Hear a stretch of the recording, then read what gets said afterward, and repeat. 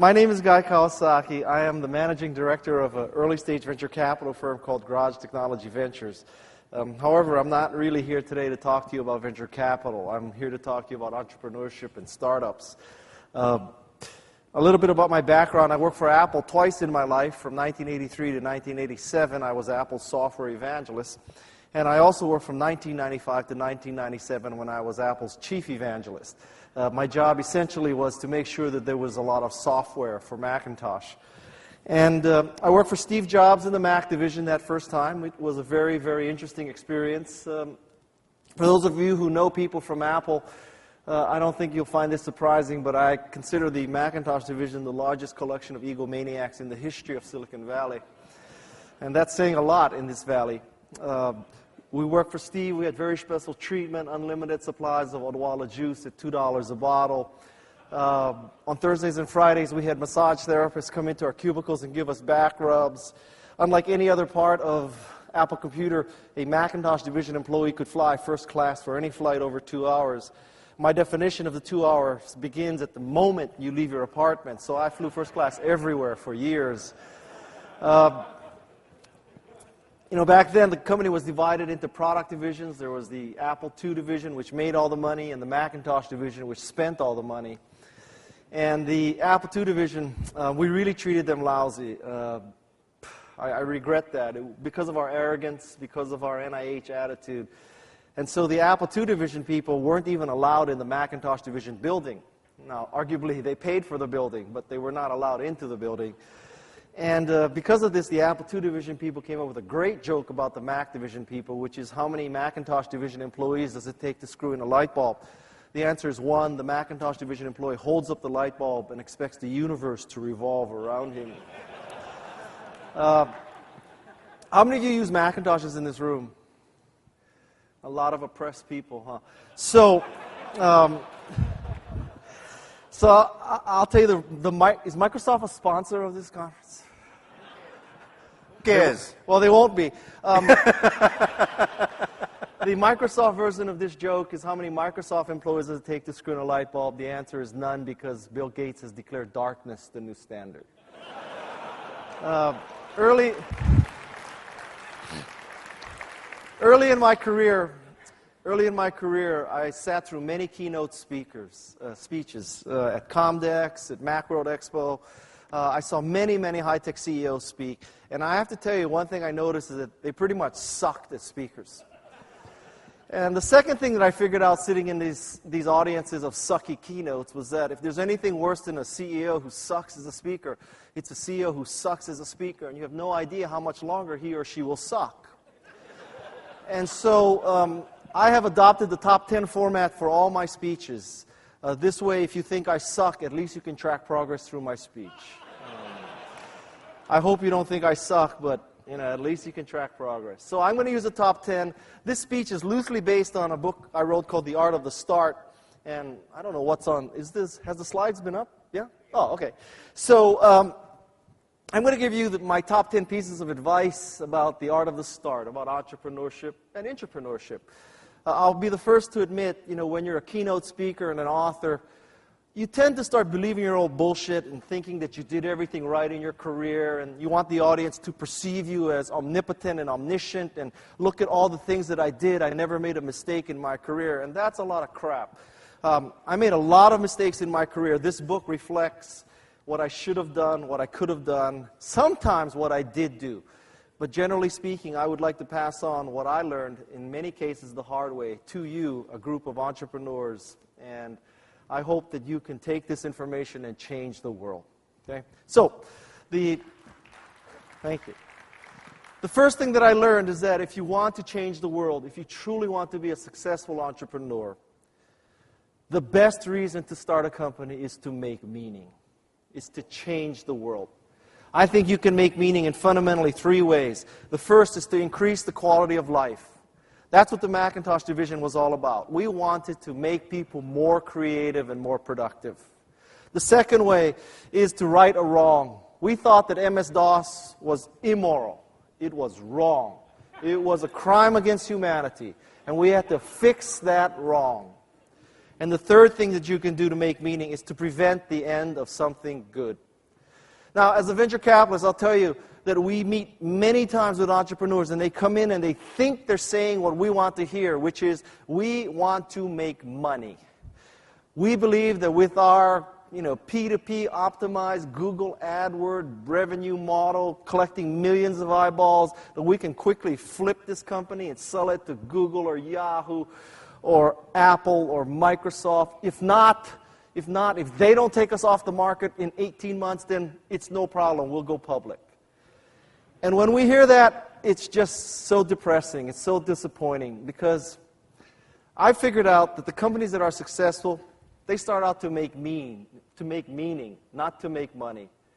So one tip for you, for those of you who are pitching VCs, talk about how you'll make meaning, because the theory goes, if you make meaning, you will make money. But if you start out to solely make money, you will attract the wrong kind of employees. Typically, when you say you're going to make money, you will attract MBAs and consultants. And there are no two worse kind of people for a startup than MBAs and consultants. The second point is to make a mantra for your organization. Because there are too many MBAs in the world, and I have an MBA, because there are too many MBAs and too many of you have worked for Bain or McKinsey or Arthur D. Little, somehow you think that you should make a mission statement. And the way you make a mission statement is typically this. You go on a 2-day off-site with the executive team. The executive team, the first day of this off-site, you're outdoors. You're at the Ritz-Carlton Half Moon Bay, for example. Because that's why you go on these off-sites. So you go to the Ritz-Carlton Half Moon Bay, and there's a facilitator. And the first day, you create these cross-functional teams, and the facilitator says, all right, one of you from each team, come to the front. Everybody else, get behind him or her. Turn around, shut your eyes, open up your arms, and fall backwards into their arms, because we're going to build trust. You're going to learn that your teammates are there for you. So turn around, shut your eyes, spread your arms, and fall backwards. So after one day of this bullshit, the second day is you're out in a small room. There's a bunch of white papers, those tablets of papers, and there's a facilitator who knows nothing about your industry. And that facilitator is going to help you craft this mission statement. And this mission statement is going to be good for the shareholders, for the employees, for the customers. If HR is there, it's going to be good for the whales and the dolphins. It's going to take care of everything. And what happens is you get a mission statement like this. The mission of Wendy's is to deliver superior quality products and services for our customers and communities through leadership, innovation, and partnerships. Now, don't get me wrong. I love Wendy's. I have 4 children. By definition, I like Wendy's. Okay? But I have to tell you, in all the times that I've eaten at Wendy's, it has never occurred to me that I am participating in something involving leadership, innovation, and partnerships. I dare say that if you ask Trixie or Biff, working at Wendy's, what is the mission statement of Wendy's, not one could repeat this. I also dare say that not even the founder of Wendy's, Dave Thomas, could repeat this. I know that's not true because he's dead. This is a useless kind of statement. It's too long, it's not unique, it's not memorable. As an entrepreneur, someday when you have 15,000 employees, you're trading on NASDAQ, and you spend $2 million to build your annual report, fine, make a dumbass mission statement like this. But right now in the entrepreneurial stage, I submit to you, you should create a mantra, 3 or 4 words, a mantra. Of all audiences, not to be racist, you should understand what a mantra is. So, let's have some mantras here. The mantra of Wendy's should be healthy, fast food. In 3 words, Wendy's could explain to every employee and every customer what we stand for. Healthy, fast food. Admittedly, there was a woman here who thought she'd change Wendy's mantra to healthy finger food. But in the long run, it's healthy, fast food. FedEx has airplanes, they have vans, they have an incredible IT infrastructure. FedEx can tell you that your package is on the left side of the van, on the 3rd shelf from the bottom, traveling southwest on Highway 101 at 65 miles an hour in the 3rd lane from the right. That's what FedEx can tell you. But all of that technology and all that infrastructure is for peace of mind. That's what that company stands for, when you absolutely, positively want something someplace. Third example, Nike. Great customer slogan, just do it. But a mantra is for the employees. Why do you work here? Why do you exist? Authentic athletic performance. That's why Nike exists. And my favorite example is Target. Or where I'm from in Atherton, we call it Target. Because Target is not Price Club. You go to Price Club to buy 500 rolls of toilet paper in case there's a nuclear war and you can't get to the store for a few months. You go to Target to democratize design, to buy something of great design at an economical price. These are 4 companies, very successful. These are the kinds of mantras I want you to create for your organizations. Mantras, not mission statements. Now, I also want you to have the easiest, cheapest, and most expedient way to create a mission statement. Because someday it may come to that. God bless you. Just remember me when you go public, all right? Now there's such a thing as friends and family stock again.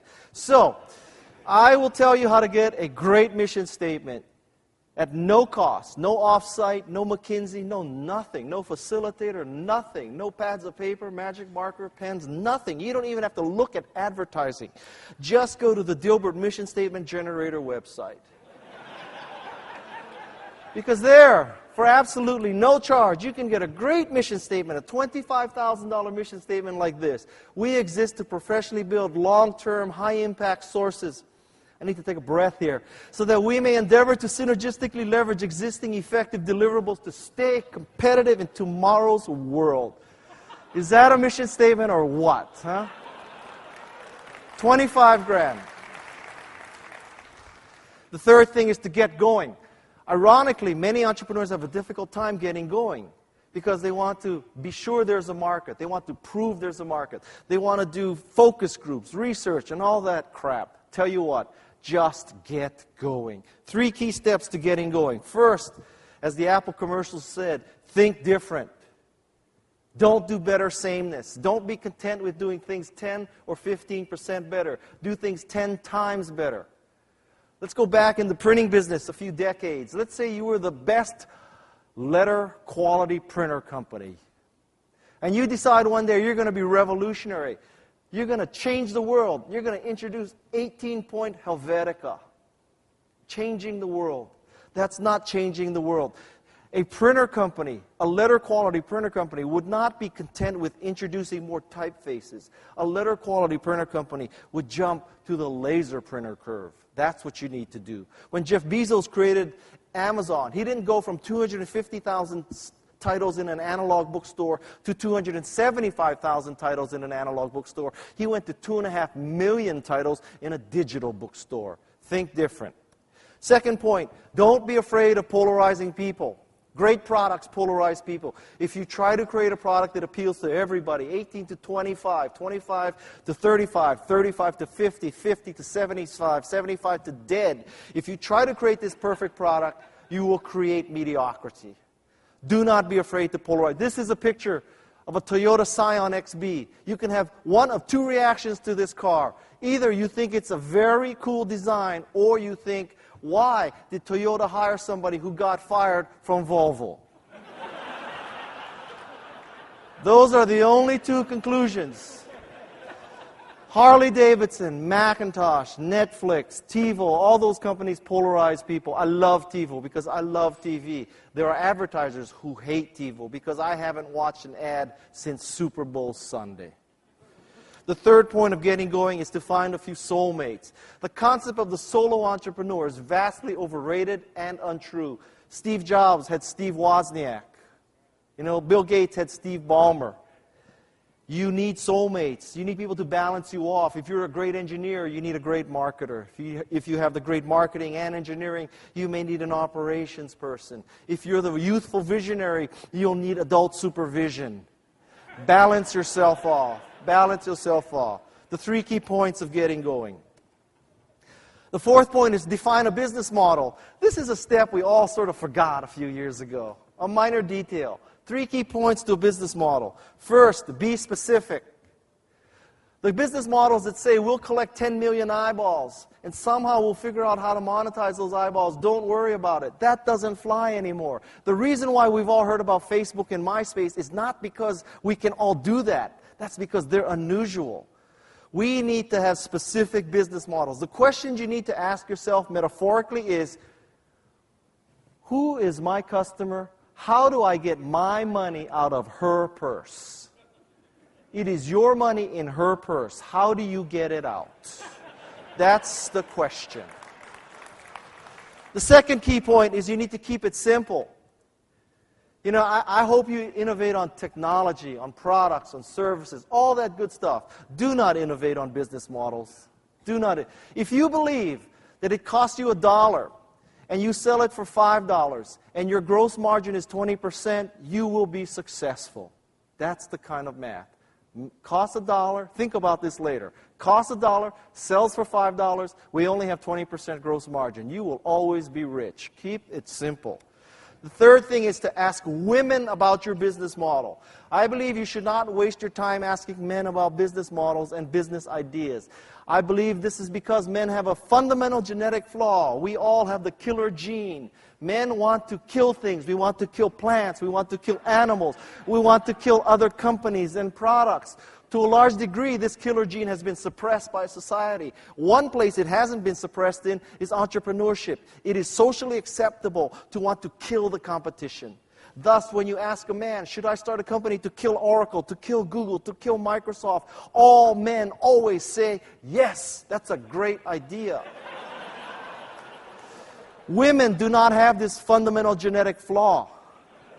So when you come up with an idea for a business model, ask women. Do not waste your time asking men. The fifth thing, I have to tell you, I'm whipping through this because I usually have an hour for this speech. And this is Mountain Dew, and I didn't even get paid to endorse this. The fifth thing is to weave a MAT. MAT stands for Milestones, Assumptions, and Tasks. I happen to love ice hockey. And there are two of my friends here from Ice Oasis where I play ice hockey in Redwood City. And one of the pleasures of ice hockey is to be the first person on the ice after the Zamboni. Because after the Zamboni has shaved the ice is just pure, smooth, virgin ice. No cuts, no ruts. It's a beautiful thing. And when you skate, you can see exactly where you're skated. It's a lovely feeling. It's like being the first person down the mountain and skiing or snowboarding. A new company is largely like that. It's a pure sheet of wonderful, smooth ice. There's no pain in the ass customers who are trying to get a free upgrade. There's no stupid employees you made a mistake hiring. There's not the crappy commercial real estate that you paid $15 a month for in the height of the dot-com phenomena. There's not the crappy furniture you bought at Office Depot one day. It's pure, wonderful ice. It's not the crappy logo that your sister-in-law designed for free. You're starting from scratch. It's beautiful, beautiful. The Zamboni just left the ice. When you have that situation, it's very difficult to prioritize. This is about prioritization. The first thing you need to do is come up with a handful of milestones. Milestones are things like finishing the design, shipping the software. When you're starting a company, you often think, my God, we could either finish the design today or go order stationery. Seems like they're both about the same importance. It's not true. A milestone is something that you would call up your spouse and say, honey, today we shipped. That's very different than calling up your spouse and saying, honey, today we ordered stationery. That's not quite the same. The next thing you do is you write down the assumptions of your company. How many sales calls can you make per day? What's the customer ROI? How much does it cost to install our software or product? These assumptions change your business model. Very few companies or startups write them down and test them. Write them down and test them. And the third thing is then to do tasks. The tasks are the things that help you either accomplish a milestone or test an assumption. But the priority for an entrepreneur is milestones, assumptions, and tasks. M-A-T. The sixth thing is to niche thyself. How many of you have MBAs in this audience? That's too bad. I will teach you all you need to know about marketing in one slide. You don't need to know anything else about marketing if you understand this next slide. Okay, this is the holy grail of marketing. I have saved you $25,000 in mission statement creation. Now I'm going to save you $100,000 in MBA. There are two axes on this graph. The vertical axis is your ability to provide a unique product or service. The horizontal axis is the value of that product or service to the customer. As you might suspect, this is going to be a 2x2 matrix. And I'll take the suspense away. We're going to end up high and to the right. Surprise, surprise. Let's go through the other corners first. In one corner, where you have great value to the customer, but you're not doing something unique, there you will always compete on price. Not such a bad place to be. At least you're creating something of great value. But you'll be competing on price. Dell made a lot of money here. It's a margin pressure business. The second place is where you create something of no value to the customer. Luckily, you're the only person doing it. There, you're just stupid. You are just plain stupid. Only you're doing this stupid thing. The next corner is even worse. That's the .com corner, because in that corner, not only are you producing something of no value to the customer, there are 16 other companies that VCs have funded to do the same stupid thing. This is a picture of dog food. Because I don't know about you, but remember when there were like 16 ways to buy dog food online? Every one of them, curve jumping, paradigm shifting, patent pending, SQL-based, Google AdWord optimized, P2P thing. Geez, just buy dog food online. There's only one problem with pets.com, mypets.com, epets.com, ipets.com, lastminutepets.com, induspets.com, you name it. There's only one problem. Yes, you could disintermediate. Maybe that was Julie Wainwright. Yes, you could disintermediate the stupid pet food store that had this analog presence, brick and mortar. There's only one problem. Sure, by taking this store out of the equation and being a digital store, you could reduce prices. The problem with it is that dog food weighs so damn much that the shipping and handling of the dog food costs more than the discount you could give. Hence, it had no value. That's the .com corner. The corner you want to be in is over here. It's high and to the right. It's where you have a unique product, and only you can do this product, and it is of great value to the customer. My example is Fandango. Fandango is an online movie ticket buying service. As I told you, I have 4 children. We love to go to movies. And you know, when we go to the opening show of Mission Impossible, we need to know before we go that we have a ticket. Because when you put 4 kids in a minivan, that takes 20 minutes. You don't want to get to the theater and see there's a line and it's sold out. You want to know before you go. Fandango enables you to print the ticket at home. High value. And in Northern California anyway, the only way you can get this ticket is Fandango. So I'm telling you, this is the holy grail of marketing. Every entrepreneur should understand this. If you're an engineer, you need to create the product that is unique and of great value to customers. If you're the marketing person, you need to be able to convince your customer that this is true. You need to be high and to the right. Yesterday, you heard Arnold Schwarzenegger talk, political speaker. I'll give you a political analogy. You want to be successful as an entrepreneur? From a marketing perspective, you need to be like our president, George W. Bush. High and to the right. Seventh thing.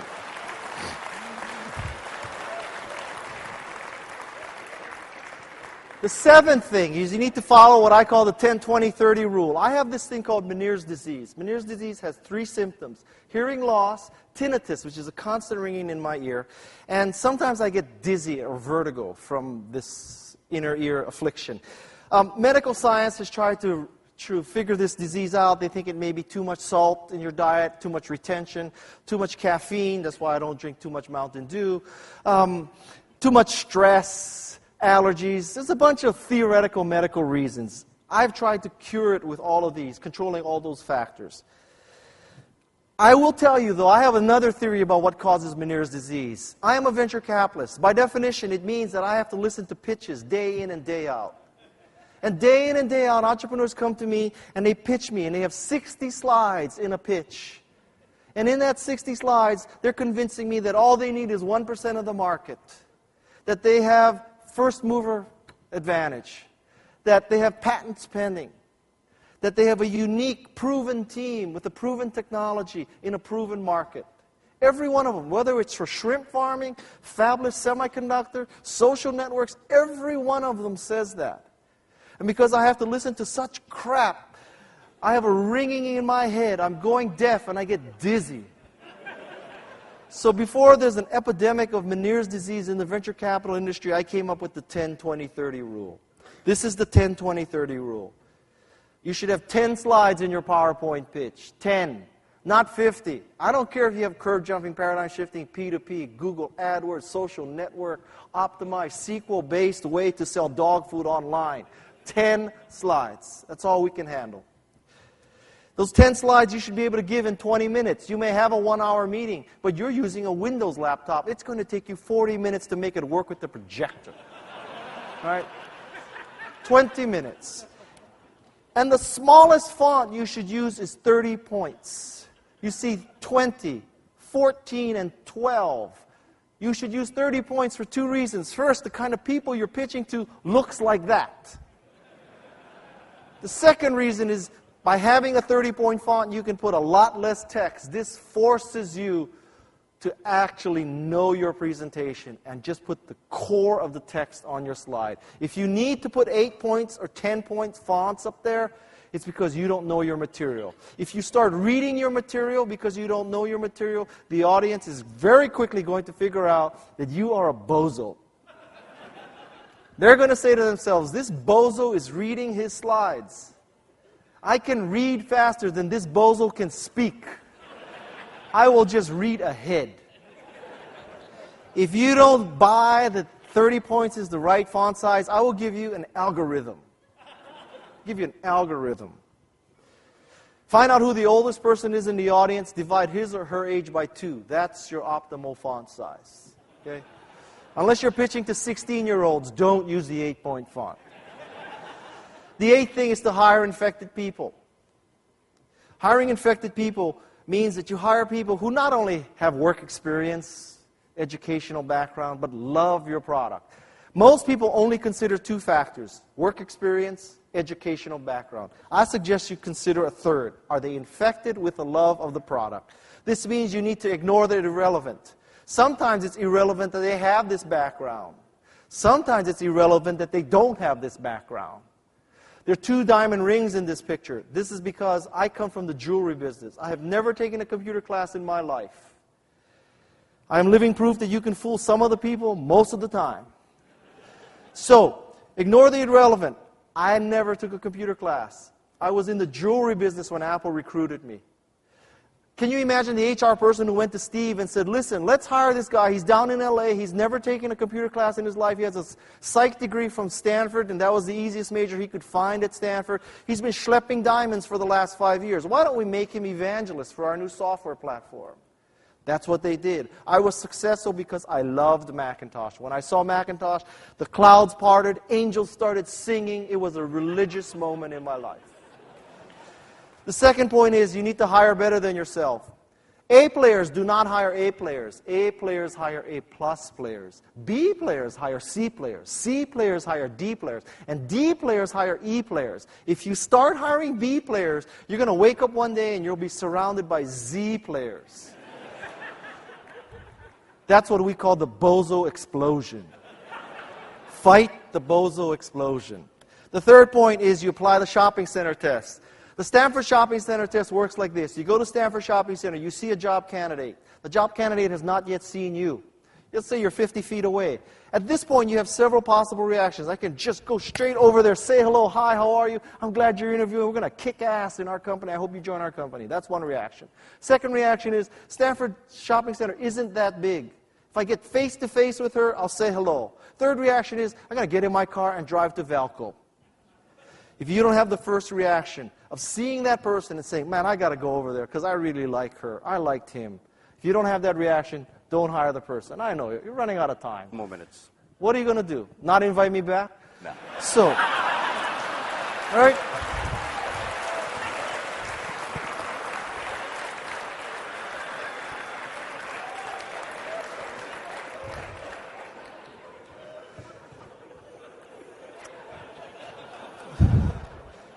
The next speaker is from Google. She has infinite money. What do you care? So, the ninth thing is you need to lower barriers to adoption. There are 3 key ways to lower the barriers to adoption. The first is to flatten the learning curve. The theory is that you plug your device in and it works. How many of you can change the time on a VCR? These are the liars in the audience. Nobody can change the time in a VCR. Flatten the learning curve.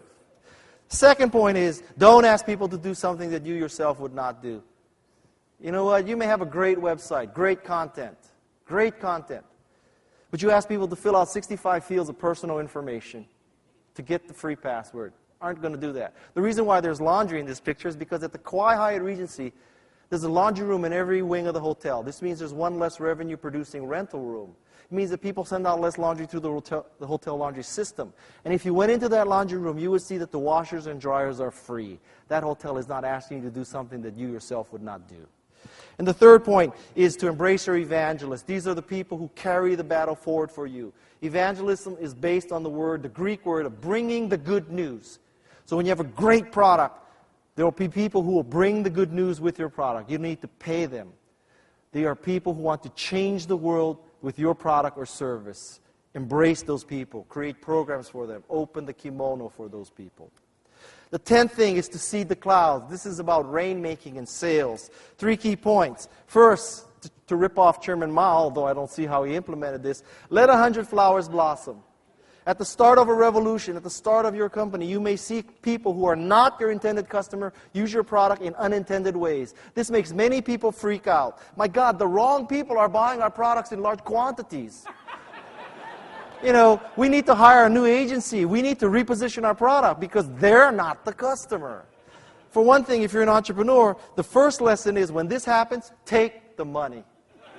Take the money. Listen, Apple was supposed to have a spreadsheet database and word processing machine. It produced a desktop publishing machine by mistake. We didn't intend that. Desktop publishing saved Apple Computer. Aldous PageMaker was a gift from God to Apple Computer. And it saved Apple Computer. I believe in God. One of the reasons why I believe in God is there is no other explanation for Apple's continued survival. The second thing is you need to enable test drives to make sales. Let people take your product home, download it. Somehow you're saying to people, I think you're smart, and because I think you're smart, I'm going to enable you to test drive my product. The third way to break down the barrier is to find the true influencers. Many entrepreneurs believe that they need to work at the CXO level. I need to talk to the CIO, CTO, CMO, or CEO. I have found in my career that the higher you go in most large organizations, the thinner the air. The thinner the air, the more difficult it is to support intelligent life. So, as an entrepreneur, if you focus on CMO level people, CXO level people, you'll be dealing with the dumbest people. Look at tech support, secretary, administrative aides. Those people really do the work. They really are the key influencers. Find those people. And my 11th point, and I'm really going to go over time, I'm giving you a bonus to my friends at TIE. This is the 11th point. Don't let the bozos grind you down. They're going to try to grind you down. They're going to tell you it can't work, won't work. We don't need another search engine to Google. We don't need another search engine. Who thought we needed another search engine in 1995? I didn't. Don't let these bozos grind you down. There are 2 kinds of bozos. Slovenly, disgusting, stinky, nerdy, dandruff-covered loser of a person. That bozo says you can't succeed. It's easy to ignore that bozo. You look at that bozo, you say, why should I believe you? You're a loser. That's not the dangerous bozo. The dangerous bozo is skinny, dresses in black, drives a German car, Breitling watch, plays ice hockey, Macintosh PowerBook. You know, that's the dangerous bozo. That's the dangerous bozo. Because when that bozo tells you that you can't succeed, won't succeed, it's not necessary, you might be tempted to believe that bozo. Let me give you some documented bozosity to show you how dangerous bozosity is. I think there's a world market for maybe 5 computers. Thomas Watson, chairman of IBM, allegedly said this in 1943. 5 computers in the world. I have 5 computers in my house. I have all the computers Thomas Watson anticipated. This telephone has too many shortcomings to be seriously considered as a means of communication. The device is inherently of no value to us. Western Union, internal memo, 1876. What was Western Union going to do in 1877? Train everybody on the Morse code? But telephony had too many shortcomings. Western Union should be PayPal today. But how can you be PayPal today if you wrote off telephony? They wrote off telephony. There's no reason why anybody would want a computer in their home. Ken Olsen, founder of DEX, did this in 1977. How many have a computer in your house? I don't know why. Why don't you just drive down to the office and use Quicken on a mini computer? And then my final bozosity is my own bozosity. It's too far to drive, and I don't see how it can be a business. I said this to Michael Moritz from Sequoia Capital when he asked me, would you like to interview for the position of CEO of Yahoo? I told him this. At the time, my wife and I were married. Oh, obviously we're married. That's why she was my wife. My wife and I were living in San Francisco. We had one child, my son. My second son was in beta. In other words, she was pregnant. And I didn't want to drive from San Francisco to Menlo Park every day. It was like an hour each way. And I looked at what they were doing. It was a collection of Jerry Yang and David Filo's favorite websites. How can that be a business? Unproven team, unproven technology, unproven business model. Besides that, it was great. So I said this. Now, let's suppose I didn't say this. Let's suppose I took the interview. Let's further suppose I got the CEO job. Then let's be conservative. Let's say that I lasted only 2 years of a 4-year vesting period. Peter Principle kicked its ass, kicked my ass. 2 years into it, the board says, guy, you've done a great job, but we now need real adult supervision. We need someone from New York or Los Angeles who's worked with big media, who can take Yahoo to the next step. So we're firing you today. And I would have said, I hope you understand, I'm not a bitter, litigious person, but I am Asian American. You cannot fire me. Right? You try to fire me. It's just like pulling me off stage. You try.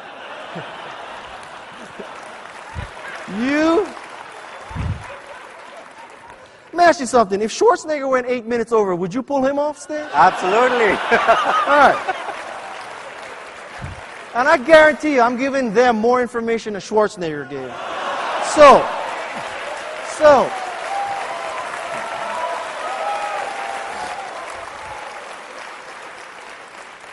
Okay, so now they try to fire me. I tell them you can't fire me. This is California. I'm Asian American. You piss me off, there'll be little Japanese ladies picketing in front of Yahoo's offices.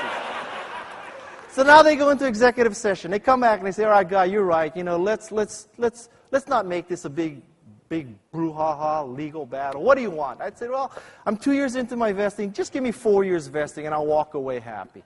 By my calculation, this answer cost me $2 billion. Now, $2 billion here, $2 billion there. After a while, you don't need to work anymore, right? If I had done this today, I would own the San Jose Sharks. I would own the San Jose Sharks. So, I've been thinking about this for 10 years now. Why was I so stupid? And I'm thinking about it, and I've come to this conclusion. I did the right thing for the love of my wife, for being there when my 2 boys are growing up. Now I have 4 children, to be there, not working 80 hours a week, not commuting 2 hours a day. I did the right thing for my family. Right. This explains $1 billion. It's the second billion that pisses me off. Pardon all my French today. It's the second billion. The second billion because I was a bozo. I could not see. I had Ken Olsen disease. Ken Olsen. I don't know, he's really getting angry. Ken Olsen. What are you, Democrat? Ken Olsen. Ken Olsen couldn't see the next curve. I thought that Yahoo was part of the personal computer curve, not the next curve, the internet. I too was a bozo. Don't let the bozos go. They're really. Now it's 2 on 1. All right, so this is really my last slide. If you want more information like this, I have a blog.guykawasaki.com. If you want a copy of this presentation, it's Gina@garage.com. Just send her an email. We'll send you a PDF. If you can't open the PDF and you're on Windows, tough luck. And finally, my stock photography was my buddies from Calgary, iStock Photo, and I'm obviously being pulled off. Thank you very much. Thank you very much. Thank you.